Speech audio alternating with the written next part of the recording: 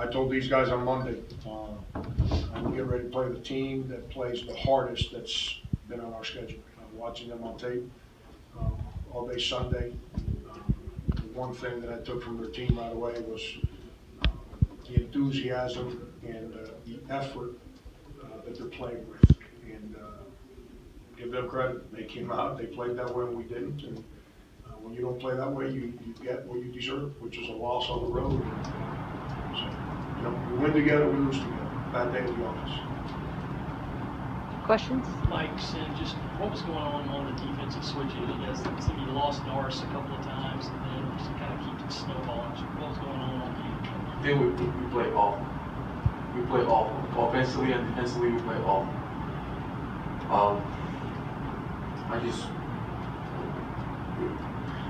I really don't know what to say. It's just it's a loss, and you just got to go back to practice tomorrow and just go out. Practice like we've been practicing from day one. So that's all I gotta say. Sin, is that really get a mic? Oh, okay, sorry. Sin, is that what it is? Just getting back to work tomorrow. I mean, I know this is unfamiliar territory for y'all. What are your plans as one of the team leaders tomorrow as you get back into practice?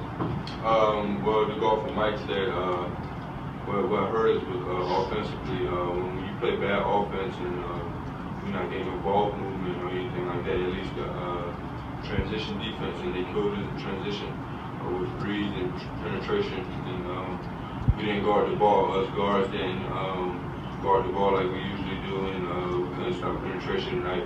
So they penetrated us and kicked it out and passed it to the bigs. And tomorrow, you know, like what Mike said, we get back to work. This is we needed this. We all did, and just be ready for tomorrow. For either one of you players, is it deflating for you guys when a guy like Norris comes out so hot and hits so many open shots early? Yeah, definitely. We knew he could shoot it. He was on the scouting report. Like I said, they did a great job of attacking us in transition and penetrating us and keeping it out. So we did a horrible job of stopping the ball and guarding the ball screens where they gave him open looks and gave him opportunities for big shots. Mike, you guys have said all through these 15 that you're always looking at, you know, next game. It was never about the last game, but you never have to come off a loss before. So how do you guys approach this and try to get over before Saturday? Yes, we have. We've been in the lost side before. We lost last year. We lost eight in a row. So now we know what to do. Now we're more experienced. Now we got to go back home and just do what we do.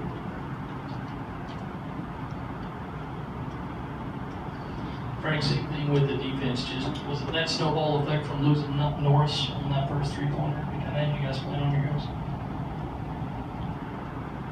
And Alabama, give them credit. They played well. They attacked us. They did to us what we usually do to people, which is not let people run offense. That's what they did to us. You know, all we did, we were late. We got out-rebounded, which I think's happened only one time this year. We were up 31 at half in that game. The only game we've ever been out-rebounded this year. We got out-rebounded. We got beat to every ball. We couldn't guard the ball. We couldn't guard ball screens. We were late on our rotations. They're a bad day in the office.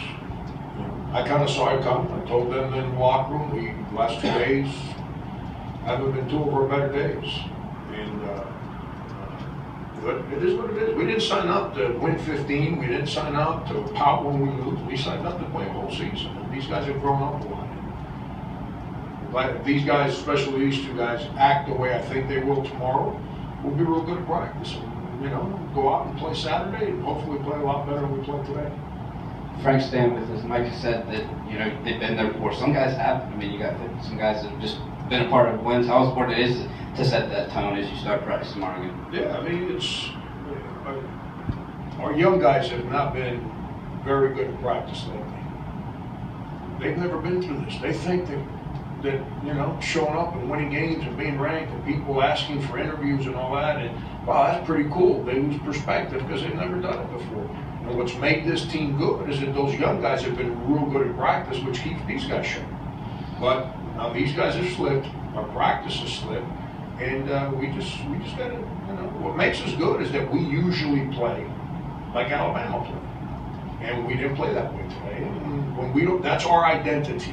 When we don't play like that, we're just another team. When we play like that, then we got a chance to be all right. 2 more questions. Frank, first off, how's Marcus? He had 3 stitches. He had a big gash on his forehead. It's, but he should be okay. And second, looking ahead to Missouri, obviously they got some real bad news today. Looking at what Kim's going through, do you see some similarities between what you had to go through your first couple years at USC? Well, we didn't have to go through the NCAA stuff, but it's he's had to take over a situation where they lost a lot and basically start from scratch. That's hard. That's hard because the teams you're playing against, they don't feel bad for you. Teams that you're playing against are trying to beat your brains in, and they don't sit back and say, well, poor Frank or poor South Carolina or poor Kim or poor Missouri. They're trying to beat your brains in. And that's what these guys have been through. And our guys learned, and up until Saturday at midnight, we were handling things pretty well. We did. But I feel bad for Kim. Kim's one of the real good guys in this business. He gets his guys to compete and play. It's unfortunate because he's walked into a situation that obviously he had nothing to do with. Last question. Jamal seemed to play well off the bench. I know it was late in the game. Was his play kind of a function of just kind of the situation in the game, or did he actually show you something off the bench? The only guy on our team that tried to drive the ball.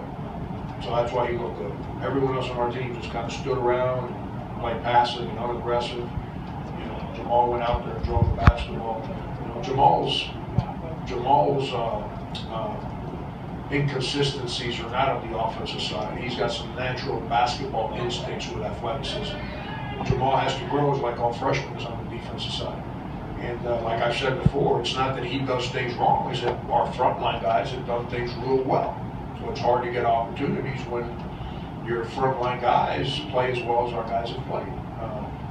I didn't think we were playing very well today, so I threw him out there. And you saw some of his natural offensive instincts and athleticism. And he's the only guy that drove the ball. I don't think anyone else drove the ball, like driving. Now, I don't mean pat it and kind of lollipop it. I mean, take the ball, and as hard as they were denying the defense to spread out, we never drove it. But he did, and he makes a place for us.